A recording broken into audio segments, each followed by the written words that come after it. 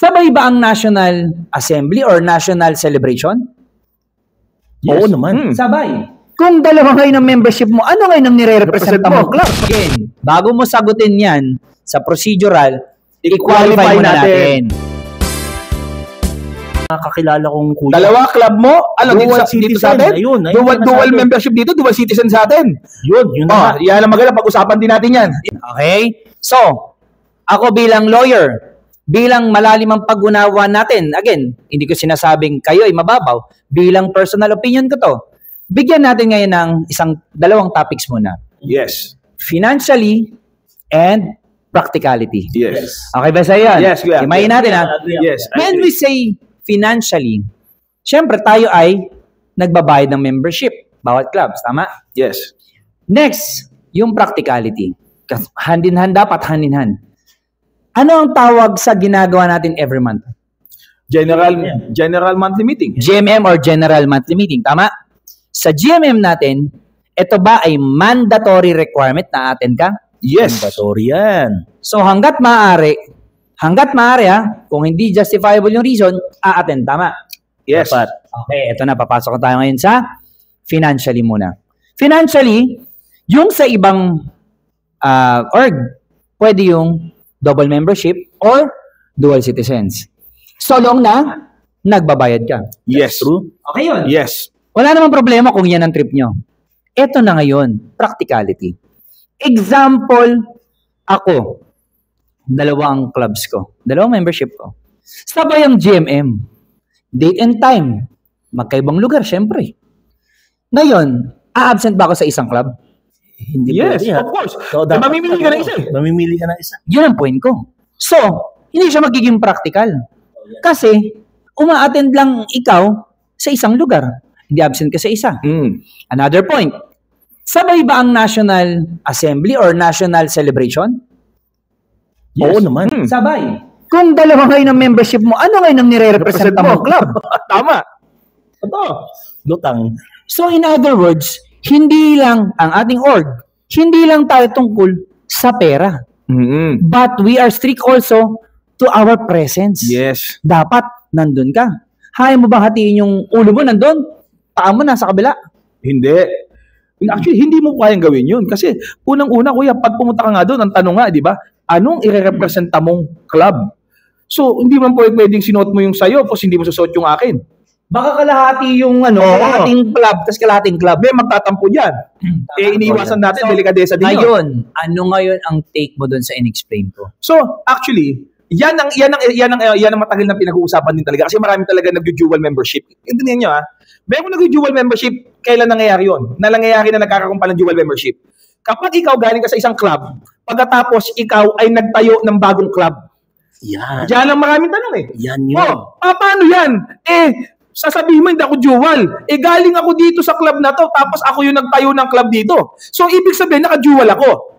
Ang sagot po dyan, dadating pagkatapos nyo pong i-induct or bago kayo i-induct, kailangan mo na pong mamili.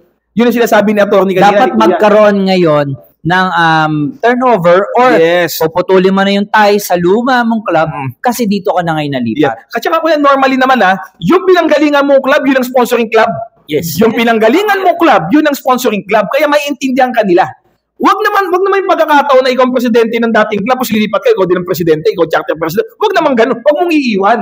Correct, kuya. Kasi nga, nanumpa ka, tapusin mo na isang taon yun Patapusin mo na isang taon. And syempre, for safety reason, lahat yan dapat documented. Yes. Kasi i-record yan sa national office. So, dapat bago ka, kung ikaw ay presidente man sa kabilang club, lalo kung presidente ka, or member ka doon, or kahit regular member, kapag nag-charter ka ng bagong club at ikaw ay lumipat doon, nasama ka sa chartering, kailangan po na mamili ka na kailangan po ay magpaalam ka na muna doon sa club mong pinanggalingan. Ngayon, ang ganda nung sinabi mo presidente ka sa unang club, nagkaroon ng chartering, presidente ka ulit dito. Yes. Ngayon, sa isang club, may presidente, may officers, may set of officers, tama? Yes. Sino ngayon ang pinagsisilbihan mo? Sa isang club, may idea kayo? The membership. The members. Tama?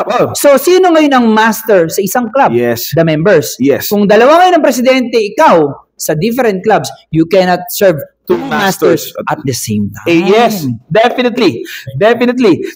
Alam mo, i-quote nyo na ako. Wala pong nag-explain ng ganito. Na napanood ko pa, na ganito ang pagkakalatag kung pwede ba o hindi. Again, this is our personal opinion. This is my personal explanation to you. Pwede nyo rin ipakita sa akin kasi baka kuya sasabihin, doon yung negosyo niya doon siya palipat. Alam mo, alam mo, kaya nga nilalapit ang bawat clubs. Kaya ka nga pinapasali, ini-encourage ka sa bawat clubs para mawawala yung dahilan na malayo. Yes. Diba? Wala akong time makapunta. Diba? Yun ang dahilan. Kaya nga inilalapit. Kaya tayo gumagawa ng clubs sa pinakamalapit ninyo. Yes. I have to agree on that, mga kuya. Kasi, wala mahihirapan ka talaga dun sa mga practicality na logic. Well, again, kung iisipin na lang natin, kung iisipin naman natin na okay lang na contribution lang ang meron, paano ka pa nakapag-serve ng purpose mo dun sa club? Eto kuya hindi lang sa club even sa, kung club ang pinag-uusapan, even sa districts and sa National Assembly, ito sinabi nyo kanina. Eto, pagka nagkaroon banda ng October, nagkaroon ng district election. Yes. So, ang tanong ngayon is, bawat president and vice president mayroong voting right. Ang tanong ngayon, dalawang club ba ang re-represent mo? At kung paano, kung ikaw hindi ka available? Ibig sabihin, dalawang officer na may voting capacity mawawala doon mismo sa botohan sa district election? Yun na nga. Diba? Yun ang mga konsiderasyon na yung logical consideration na binibigay natin na kaya hindi ka pwedeng mag-dual. Well, ako pang-closing natin. Yan. Tandaan nyo po, hindi lang po tayo patungkol sa pera. Yes. Hindi lang porket nagbabayad ka ng dues, you are considered in a good standing. Yes. Paano ka magiging good standing? Ang membership nga or ang meeting ay mandatory requirement.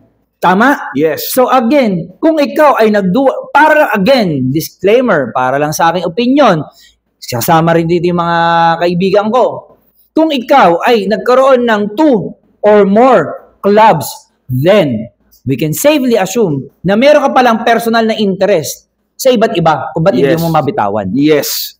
Tama? Yes. No offense, man. Pero yun ang assessment ko. May possibility ganun. May possibility kasi bakit tayo mong bitawan yun? Ano bang meron doon? Yes. Nakaka-attend ka ba? Tama? Ang sakit doon Totoo yun Totoo naman talaga. That's the reality of life. That's the reality of life. Kasi, kaya nga, ulitin natin, kung ikaw po ay, actually normally kasi nagiging charter, pag nag-charter, member ka pa sa kabila, yun talaga nagiging issue. Paano yan?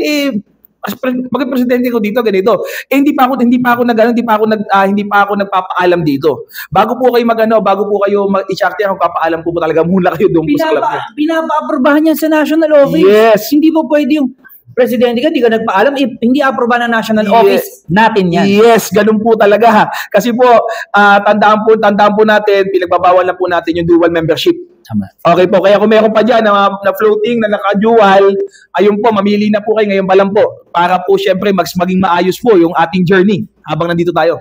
Okay? Ayun! Ang init ang topic.